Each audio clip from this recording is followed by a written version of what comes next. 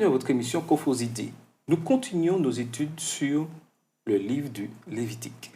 Et cette semaine, nous allons découvrir quelque chose de très particulier. Nous avons tous reçu des dons. Que faisons-nous de ces dons? Mettons-nous ces dons au service de l'Éternel ou au service de notre ennemi? Nous allons en discuter avec Cassandra et Carole nous fera la prière. Prions. Merci Seigneur de nous avoir conduits ici en ce jour. Merci de nous permettre de discuter autour de ta parole. Que ton Esprit Saint puisse nous guider et que nous puissions, lors de ce débat, dire des choses qui puissent emmener d'autres à se rapprocher de toi. Que ce soit des paroles qui nous fassent du bien, mais aussi qui fassent du bien à ceux qui les entendront. Au nom de Jésus et pour la gloire de ton Seigneur. Amen. Amen. Alors, êtes-vous impliqué? Oui. La preuve, nous sommes là. Alors, être impliqué dans le service, dans la mission, ça consiste à quoi exactement aujourd'hui, au XXIe siècle, pour la jeunesse? Là, par exemple, être là et discuter ensemble de la leçon. Ok. Voilà. Ensuite, C'est participer à des programmes, s'investir dans du service communautaire, dans des actions différentes, s'impliquer, participer à tout ce qui constitue de l'évangélisation, par exemple. Et puis même quelque chose de plus simple, ne serait-ce qu'une oreille pour un jeune, un ami qui aurait besoin de parler. Oui, tout à fait. Et lorsqu'on voit le livre du Lévitique au chapitre 8, on voit apparaître quelque chose de vraiment particulier. Au verset 1, 2 et 3, il nous est dit, l'Éternel parle à Moïse et dit, prends Aaron et ses fils avec lui, les vêtements, l'huile d'onction, le taureau expiatoire, les 2 béliers et la corbeille de pain sans levain, et convoque toute l'assemblée à l'entrée de la tente d'assignation. Moïse fit ce que l'Éternel lui avait ordonné, et l'assemblée se réunit à l'entrée de la tente d'assignation. Et on découvre là que Dieu demande à Moïse de mettre en place des hommes pour un service particulier. Aujourd'hui, Dieu appelle chaque jeune, chaque membre de l'Église adventiste du 7e jour à une mission particulière. Je dirais en quelque sorte à un sacerdoce royal. Pour vous aujourd'hui, que signifie ce sacerdoce royal? Je dirais que c'est s'embraser pleinement de la mission que Dieu a pour chacun d'entre nous.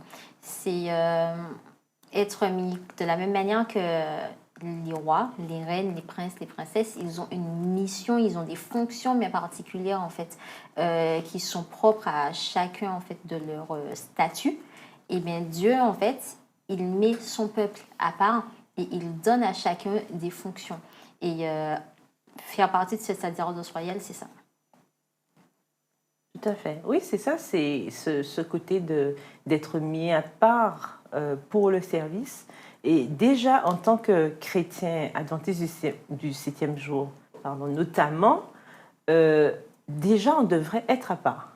Déjà, de par cette acceptation, cette entrée dans cette dénomination, dans ce mouvement, parce que nous sommes quand même un peuple en marche, il faut le préciser, nous devrions déjà comprendre que nous sommes dans ce sacerdoce, puisque nous avons une mission. Le message des 3 anges est la base de notre dénomination, et en quelque part, ça nous met à part. On parle de peuple du reste tout le temps, ça met à part parce que de par cette responsabilité que nous avons d'aller et d'annoncer ces messages, ça nous confère déjà une responsabilité. Tout à fait. Donc, ça veut dire que dès que nous entrons au service de Dieu, dès que nous acceptons par le baptême de faire partie de l'Église adventiste du 7e jour, nous endossons, je dirais, une mission. Et cette mission, c'est d'annoncer que Christ revient.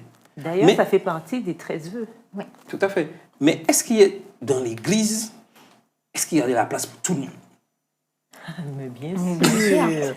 On est en mode illimité à l'Église, il faut le savoir. Hein. Nous sommes en mode illimité. Alors, je comprends ce que tu me dis, je suis d'accord avec ce que tu dis, mais aujourd'hui, on a l'impression qu'il n'y a pas la place pour tout le monde. Hein. Ah bon? Oui, que Il y a certains qui ont tous les postes et d'autres qui ne veulent rien faire. Tu viens de dire, tu as donné toi-même la réponse. Tu as dit, il y en a d'autres qui ne veulent rien faire. Donc ce n'est pas une question de, il n'y a pas la place pour tout le monde. C'est surtout une question de, il y en a qui ne veulent rien faire et qui délibérément acceptent, du moins décident de ne pas prendre de poste et de ne pas se mettre au service de Dieu. Ils ne prennent pas de place. Voilà, il y a une différence entre il n'y a pas de place et on ne prend pas la place. Les places sont là, à disposition. Maintenant, il faut vouloir intégrer ces places-là. Parce que tu penses bien que si tout le monde voulait se mettre au service de Dieu, quand il y a les commissions de nomination, il n'y aurait pas de problème à pourvoir tous les postes. C'est un phénomène qui se constate, mais d'ailleurs, même dans les petites églises, comme dans les grosses églises, qui sont réputées pour avoir plus de membres. Et malgré tout, c'est dans ces églises-là, parfois, que l'on se retrouve avec le plus de postes à pourvoir. Donc, je pense que ce n'est pas juste une question du nombre de postes, mais vraiment de la volonté de chacun. Donc, Dieu a appelé chacun d'entre nous à un ministère, je dirais, particulier. Mais comment découvrir vraiment que Dieu m'a appelé à un ministère particulier?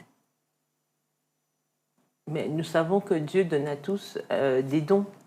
On a tous des dons et des talents pour l'exhortation de l'Église. Donc, on a chacun quelque chose à faire. On ne peut pas dire qu'on n'a rien à faire. Ce n'est pas possible qu'on soit à l'Église et qu'on se dise que moi, je n'ai rien à faire. Il y a toujours quelque chose à faire dans le cadre de la mission. Mais comment découvrir cette mission? Il faut déjà mettre le pied à l'étrier. Il faut commencer à faire quelque chose. Et puis, parfois, ça passe juste par ce que l'on aime faire. Par exemple, le jeune qui aime chanter à la maison, peut-être que finalement, ce serait un moyen de se dire, je pourrais mettre ma voix au service de Dieu à l'église. Et ainsi de suite. Celui qui aime monter des vidéos à longueur de journée à la maison, pourrait mettre ce don à profit, finalement, ou même ce talent, cette passion, si on peut dire, à profit de la mission que l'Éternel donne. Ok, j'ai entendu ce que tu as dit, mais souvent on entend des jeunes dire « je n'ai pas ma place dans l'Église ».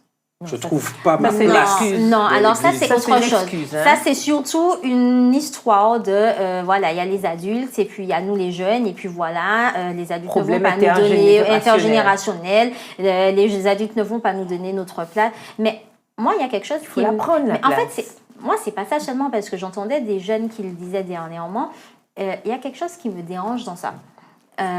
Souvent, par exemple, on va faire des commissions de nomination, on va se dire, tiens, on sait que telle personne a telle compétence, donc tiens, on va pouvoir lui proposer tel poste.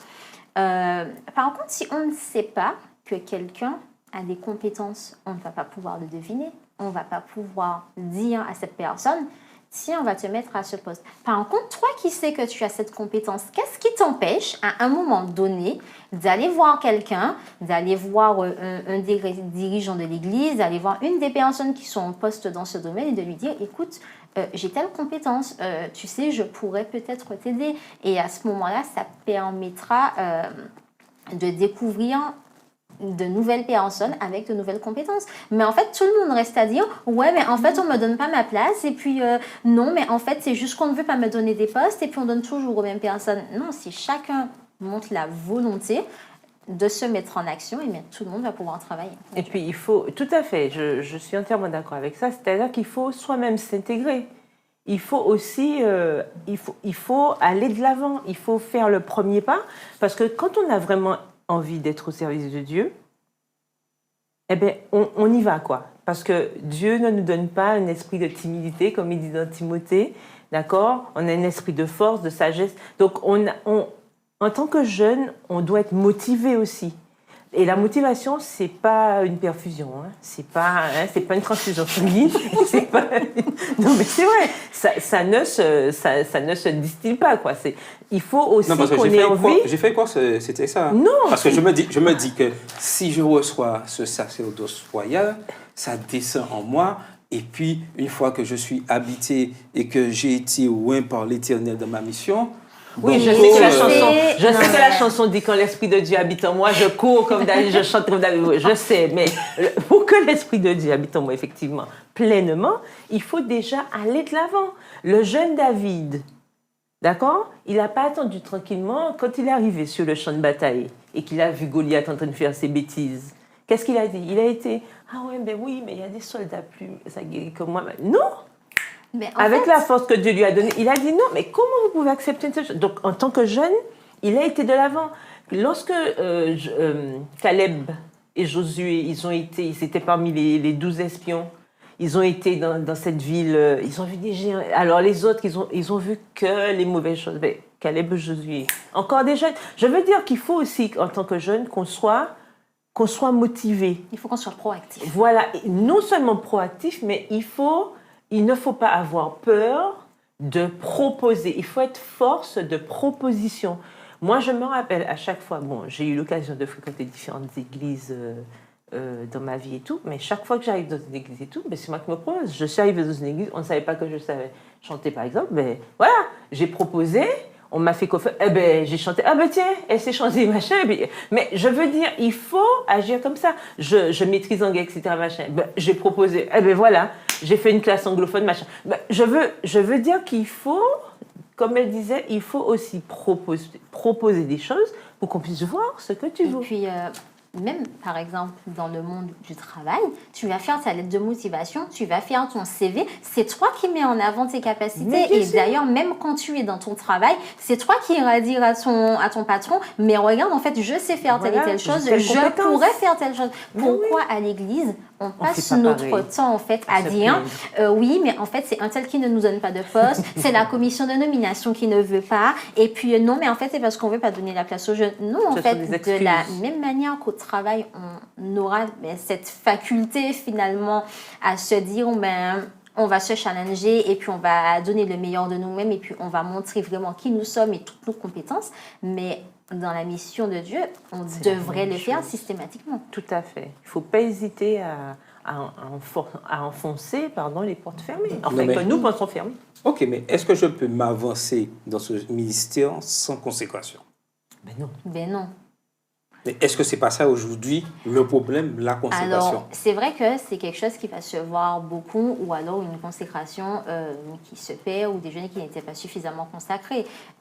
Par exemple, on constate bien, il y a beaucoup de jeunes, parfois musiciens ou même chanteurs, c'est d'ailleurs malheureusement beaucoup dans ce domaine que ça se remarque, qui au départ grandissent à l'église, font chanter et puis chantent bien, font bien de la musique et puis finalement la mission se perd de vue au profit de sa propre gloire et quitte l'église finalement ou ne trouvent plus entre guillemets leur bonheur dans la mission sacerdotale et partent vers tout ce qui est à l'extérieur. Tout ça pourquoi? Parce qu'ils oublient qui est-ce qui leur a donné le don au départ et pour quelle raison, quel objectif, puisque la Bible nous dit bien que Dieu a accordé des dons pour l'édification de l'Église.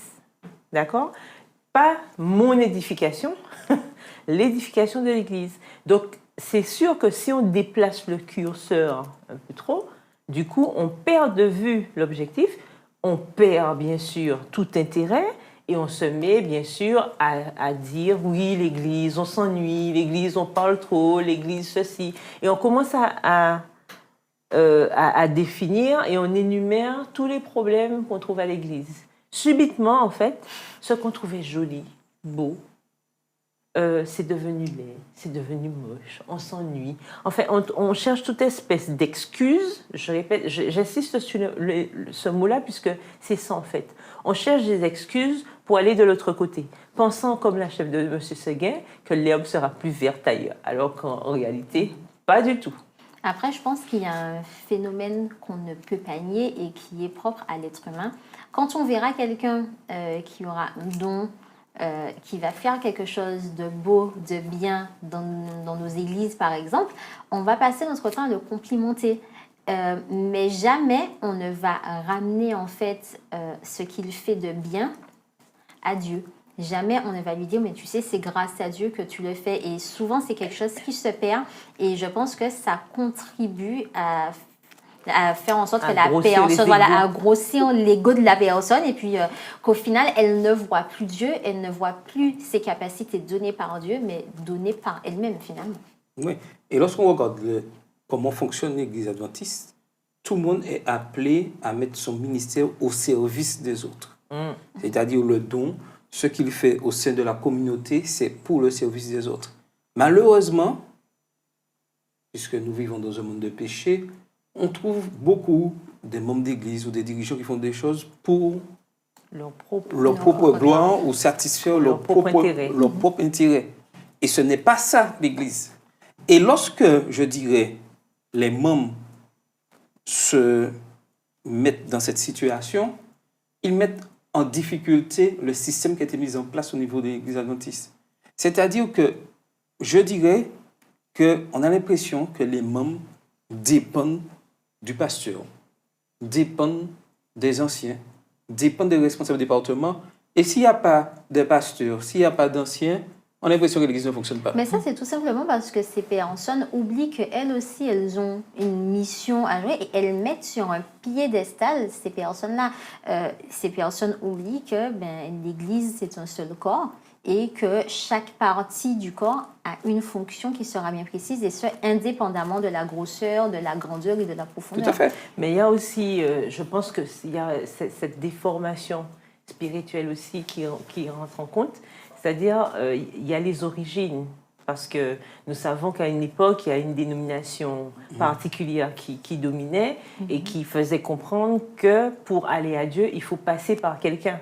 Et même si, effectivement, comme on dit, les habitudes ont la dent dure, c'est-à-dire que même si on a changé de dénomination, on a du mal à comprendre qu'on n'a pas besoin de passer par quelqu'un pour atteindre Dieu. C'est-à-dire que certains se sentent tellement insignifiants des fois, malheureusement.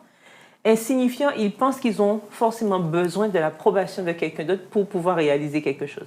Alors que c'est faux, puisque à l'origine, c'est Dieu qui donne tout.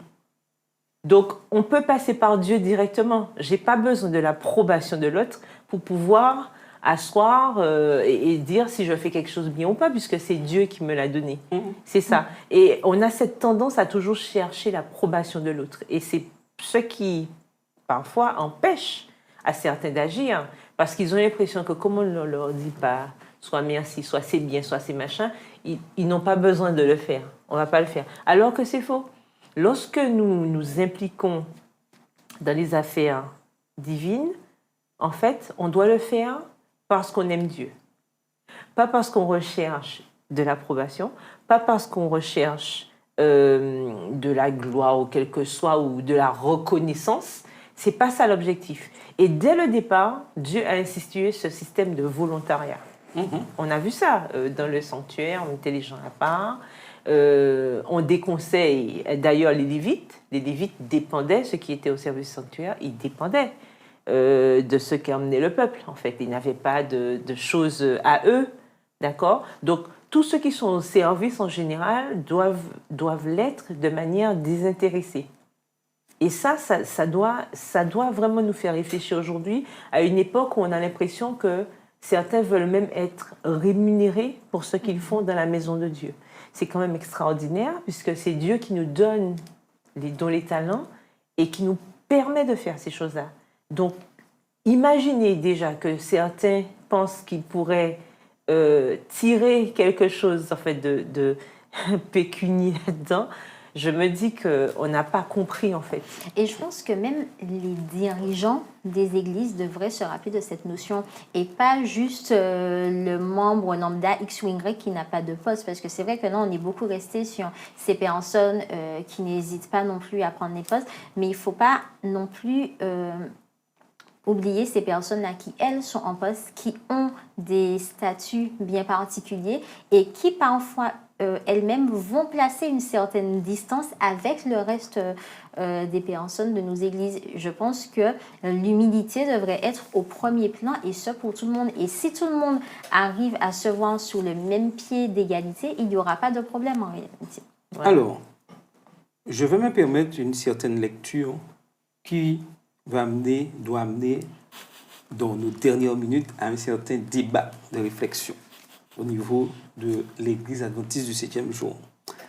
Alors, dans le livre Révolution dans l'Église, Revolution in the Church, nous voyons écrit aux pages 39 et 41 ceci.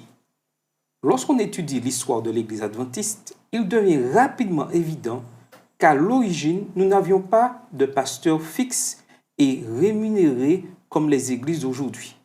Au lieu de cela, les pasteurs rémunérés fonctionnaient comme des évangélistes et des fondateurs d'églises comme l'apôtre Paul, se déplaçant librement dans leur région désignée, prêchant et enseignant le message des 3 anges et établissant de nouvelles congrégations. Je continue au niveau de la page 87 du questionnaire des jeunes. Comme il n'y avait pas de pasteur fixe, c'étaient les anciens et les diacres qui dirigeaient les églises. En lisant la définition que la Bible donne de ces 2 postes de direction, vous découvrirez qu'à bien des égards, ils n'avaient des responsabilités identiques à celles de nos pasteurs modernes rémunérés, même s'il s'agissait de postes bénévoles. Et je continue dans la réflexion qui va amener le petit débat. Ce qui est impressionnant, c'est que puisque le ministère pastoral est décrit comme un don dans la Bible et que chaque membre de l'Église est déjà un prêtre, il y avait déjà des personnes au sein de la congrégation qui avaient les dons nécessaires pour diriger, évangéliser, pour former les autres membres de la congrégation et en prendre soin. Cela a libéré des fonds grâce auxquels l'Église adventiste a connu une expansion rapide dans le monde. En termes simples, Jésus a dirigé les premières églises adventistes grâce aux dons spirituels des membres individuels. Il ne dépendait pas d'un pasteur rémunéré qui les servait, mais de Jésus qui exerçait un ministère puissant et efficace à travers eux. Dernier paragraphe. Êtes-vous actuellement dans une église où il n'y a pas de pasteur? Ou dans une église qui en a un, mais qui ne peut venir qu'occasionnellement? Si c'est le cas, votre église se trouve dans une situation parfaite pour que Jésus, par l'intermédiaire du Saint-Esprit, vous utilise, vous et vos collègues, pour fournir tout ce dont elle a besoin pour prendre soin les uns des autres et atteindre la communauté locale avec l'Évangile. Alors, on fait quoi? Attends, je pose ma question. Mais pourquoi tu vas me laisser poser ma question? Attends, mais non, je pose ma question. Mais j'ai une question pour toi, Attends, mais je finis par une question pour tout le monde et pour mes invités. Selon vous, que se passerait-il si chaque église locale libérait tous ses pasteurs pour aller établir de nouvelles congrégations comme l'église adventiste avait l'habitude de le faire? Comment votre église s'en sortirait-elle? Dans ce cas, de quelle responsabilité vous allez vous charger? Maintenant, pose ta question.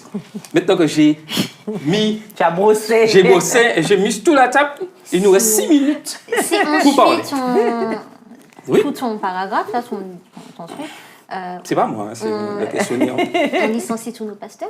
Je pense que déjà, ça va nous libérer beaucoup de fonds pour toutes nos églises.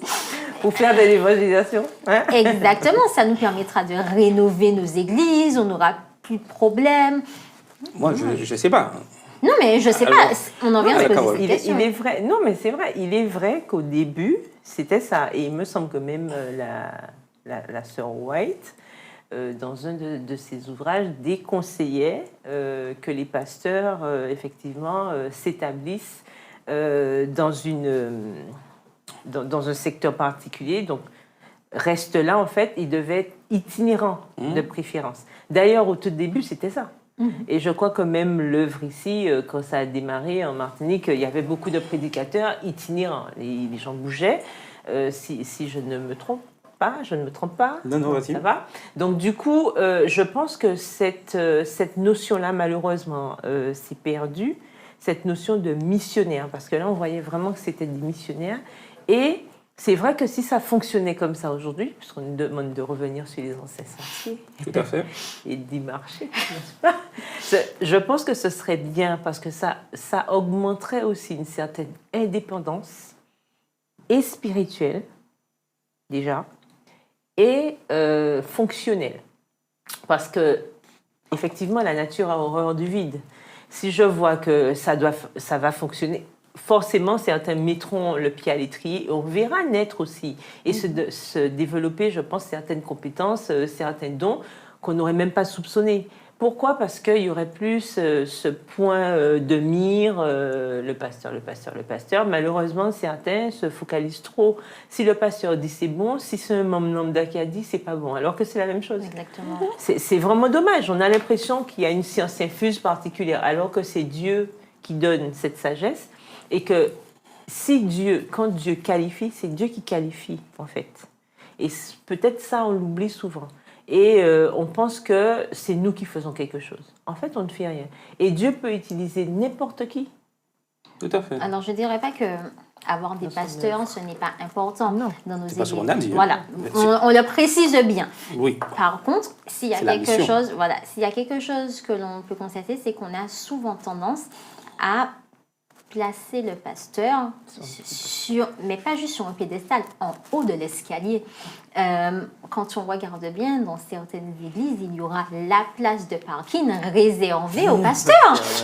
Et puis toi qui arrives, ah non, toi tu vas pas te garer à l'intérieur du parking, hein, tu iras te garer à l'extérieur, va te garer à Saint-Pierre-et-Miquelon si tu veux, mais ça c'est la place du pasteur.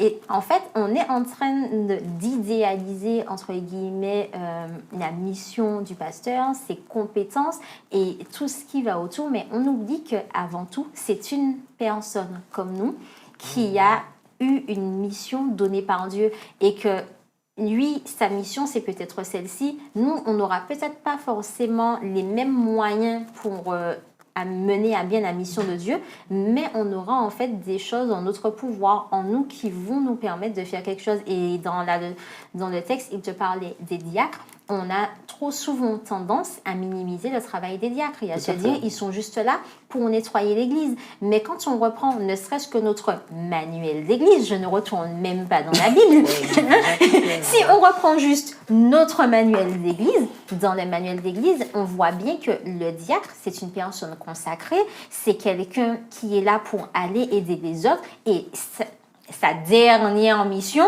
c'est bien celle d'aller nettoyer les églises. Mais pourquoi on est arrivé à cette situation-là aujourd'hui? À cause du manque d'engagement des membres. Mais bien sûr, le manque Des d'implication. membres. Parce que lorsque, et je lis ce qui est marqué à la suite, à la page 87, l'Église adventiste n'a jamais connu une croissance aussi rapide qu'à l'époque où les membres s'occupaient des besoins spirituels de l'Église locale et de la communauté, tandis que les pasteurs formaient les membres au ministère, prêchaient le message des 3 anges dans les villes qui n'avaient pas encore été atteintes et créaient de nouvelles congrégations adventistes. Aujourd'hui, tout repose entre guillemets sur le pasteur.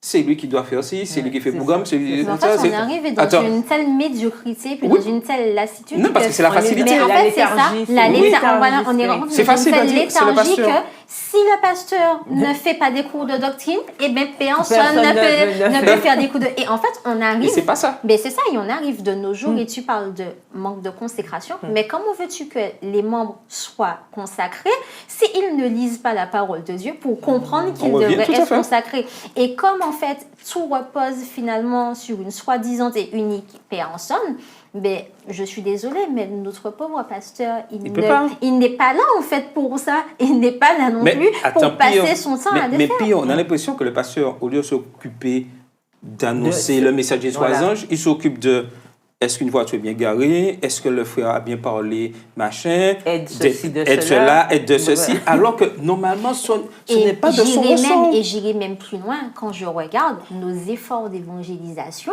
désolé, mais souvent ne sont pas faits pour amener de nouvelles personnes à l'évangile, mais pour essayer de sauvegarder le peu de connaissances qu'il y a chez nos membres d'église. Et c'est triste parce que, en fait, si chacun prenait à cœur sa mission et que chacun prenait le temps d'étudier la parole de Dieu, chacun comprendrait l'importance d'avoir une consécration. Tout à fait. Voilà. Et de s'impliquer entièrement à l'église, c'est-à-dire de manière complète. Et si nous avons compris ce sacerdoce royal que Dieu a mis à la portée de tous et souhaite donner à tous, l'Église adventiste, aujourd'hui, on a l'impression qu'elle est un peu ralentie, aurait connu un boom. Mais lorsqu'on regarde, je dirais, dans les pays d'Amérique centrale, Amérique du Sud, le développement, les pasteurs ont des fois 4, 5, même 10 églises, mais ce sont les membres qui font tout le travail, qui ont, je dirais, ce lien avec la communauté locale qui s'occupe des besoins. Et quand on a besoin de pasteurs, c'est pour former le peuple ou baptiser des membres. Et le pasteur continue ainsi. Et aujourd'hui, malheureusement, nous voulons tout remettre sur un seul homme. Et ce n'est pas ce que Dieu a prévu. Donc aujourd'hui, nous pouvons changer les choses. Et comme je posais ma question tout à l'heure, comment votre Église peut-elle sortir de cette situation? La réponse est simple. Que Moi, tous les membres je me mets à l'action. Chers jeunes, êtes-vous prêts à passer à l'action? que tous les membres se mettent au travail. Tout à fait. Soyons prêts, travaillons pour le Seigneur. C'était votre émission Coffre aux idées.